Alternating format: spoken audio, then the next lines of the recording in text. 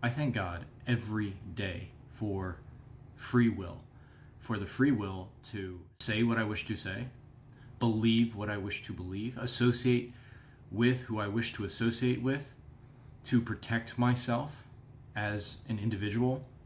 I own the right to protect myself. I thank God every day for those things. I thank America for protecting those God-given rights, protecting them. And when I see what's happening in the United Kingdom, when I see how they're cracking down on the thoughts of people, even thoughts I find detestable, when I see them interfering, shackling the will and the soul of the people, it makes my skin crawl. It makes me irate. If there's anything that ignites a sort of revolutionary spirit in me, it's that sort of thing. And I think you start to feel the essence of America as you watch what's happening in the UK. I admit a lot of the opinions expressed I don't like over there. I find them abhorrent, quite frankly. But they have the right to say it. You can see, perhaps, why Orwell came out of that sort of milieu in the United Kingdom.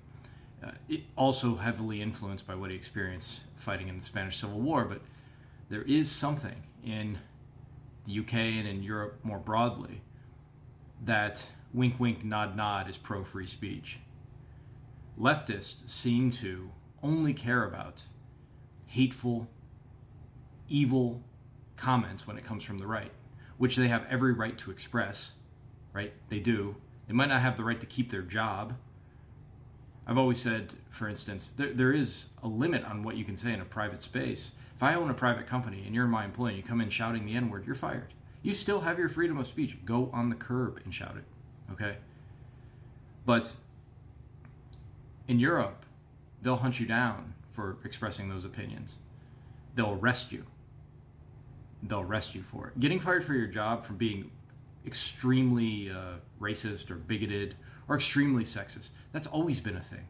That's not new. That's not like 2015 that started happening. You can go back and find stories in the 80s of people doing that. Right? We always had common sense. We had a sane Overton window. There were things you could say and things you couldn't say. There's two differences. One, that Overton window was, as stated, relatively sane. If you came saying the N-word, if you were extremely chauvinistic and bigoted and actually sexist, yeah, you could lose your job. And everybody agreed. You might not be able to keep your job, but you still have the right to say that. You go on the corner and say it. You could start a newsletter saying it. As long as you did not incite violence, as long as you didn't have a call to action to go kill, to go plunder, as long as you weren't inciting violence, you were safe, you were free, you were, there were consequences, obviously. The problem with AOC and these dimwits and some midwits is that they wanted people canceled for nothing, for benign comments. For instance, believing in colorblindness or something. Right? Or one of the worst things I've ever seen was the news anchor who said, "For shizzle, my nizzle," and was canceled. Like, I know this probably sounds ridiculous. I just heard "for shizzle, my nizzle." I never thought of the N-word, actually. I didn't. It was just kind of a funny thing to say. Looking back, I say, oh, okay, it's a stand-in for the N-word. But she just said it like in jest. And she was fired. I can't believe Snoop Dogg didn't come to her defense. Say, yeah, rehire that later. There's nothing wrong with saying that. Like, it's just part of culture. I guarantee you she wasn't thinking of the N-word when she said, "For shizzle, my nizzle." It's totally insane. Anyways, that's the problem when that Overton window moves one way or the other, and suddenly something that's totally benign gets you canceled or something. Or I don't believe in the goals of Black Lives Matter could get you canceled, right? Or at least put heat on you. So that's insanity, right? That's insanity. And that's what we're pushing against when we push back against cancel culture. But the idea that you couldn't get fired for your job for being an a-hole, a bigoted a-hole, that's ahistorical. That's always been the case. So what the leftists do is they confuse exciting speech with inciting speech. Exciting speech is permitted if you're a human and you can think and you have a free will. Exciting speech is encouraged. That's what we want in a robust democracy, in a robust republic. We want exciting speech because that's how you find the insane people. That's how you stomp out underground movements, right? For sure, if you were trying to ban flat eartherism, it would probably increase the membership to the Flat Earth Society. Inciting speech is something different. Inciting speech is actually calling for violence, to pick up arms and go attack other people. And I think we all agree that's despicable. It's absolutely despicable.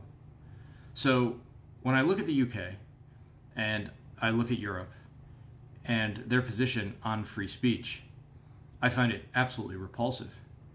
I find it 1984-ish. I find it biased and in only one direction. These people are a lot like Zoolander. They can't turn left. They can't look at their own side. For years and years and years on Twitter, some person in The Guardian who had written a novel, the assassination of Donald Trump, he wrote an article in The Guardian yesterday saying that back when he was a high-ranking member at Twitter, back in the good days of Twitter, we knew there were consequences to free speech, and Elon Musk should be arrested. Elon Musk should, maybe he'll change his ways if we threaten him with detention. Maybe that'll concentrate his mind. What an evil, big brotherish thing to say. The funny thing is, they're the harmful content. That type of stuff is far more harmful than anything Elon Musk has tweeted out.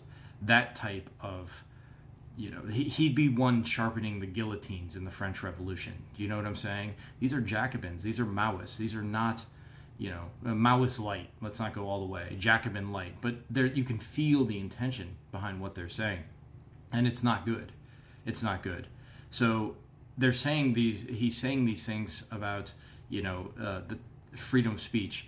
And he's saying these things about bigotry. And there's limits to freedom of speech. And, the number one problem were a selection of straight white males. That's what was causing all the havoc on Twitter at the time. And all of us are collectively screaming, you did nothing about the rampant anti-whiteness on Twitter. You encouraged it. You promoted it.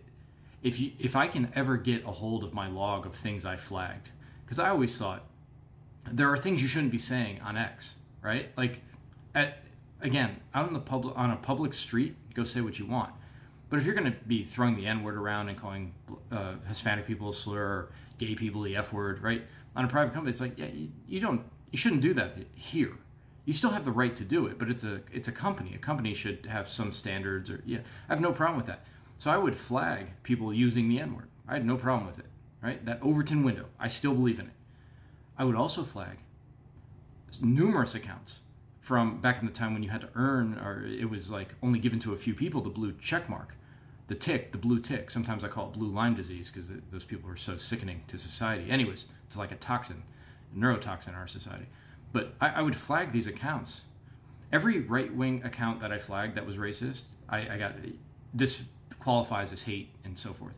Every left-wing bashing white people, and I hate the whole game, by the way. I hate the entire game of defending skin color. So I'm not doing that. I'm pointing out the principle that's being violated here. But never, not once, did a left-wing account saying white people are the scum of the earth, white people are viruses, this germ that's spread all over the world. Not once was one of those posts taken down. And you can also see in the UK the double standard. They don't care too much about violence being talked about on one side, it seems.